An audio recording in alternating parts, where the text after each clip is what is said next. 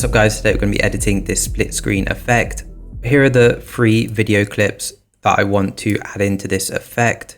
The first thing I'm going to do is get the starting video into the timeline and then drag on the second video clip that I want to transition to. And on this video clip, let's go up to the transform tools over here. Use the anchor point to move the video clip up or down or to the side, depending on which way you want this effect to work. I'm just going to bring that down to the bottom of the screen so it overlaps slightly. Now we need to blend the 2 video clips together. You can blend it with a mask, or you can get a bit more complicated and cut out a part of the video clip to create more of like a collage effect. So if we just disable the transform for now, and then on this video clip, let's go over here and add the magnetic mask. And I'm just going to remove this top part of the roof here and then click analyze. So this is going to track the mask that I just made. So we can remove this top bit of the video clip. Now the mask is done, let's click done. And then up here, let's go to invert mask. And then we can click transform. Now I'm going to select the 2 video clips and just move these up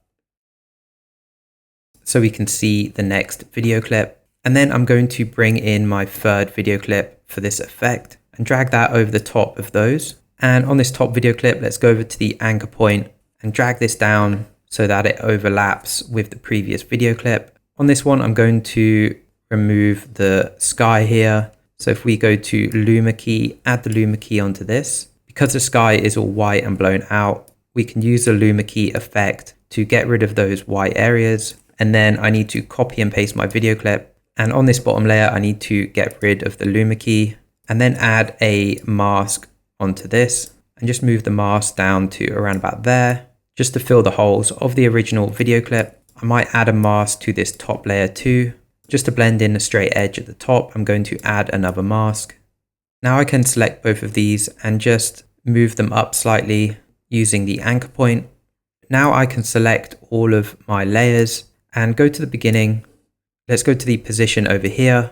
If we click and drag this up so that we start at the first video clip, and then add a keyframe on this and go to the end of the video, go to the last frame and change the position by clicking and holding and just dragging that up so that we scroll down to the last video clip.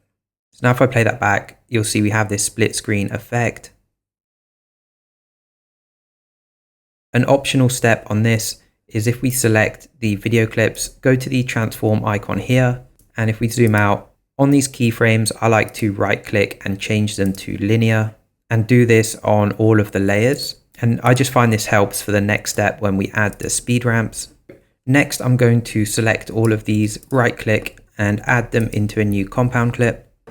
Now I can add some speed ramps to this. To add a speed ramp, move the timeline marker to the point where you want to add a speed ramp and then hold down Shift and press B. And this will create this little speed ramp here.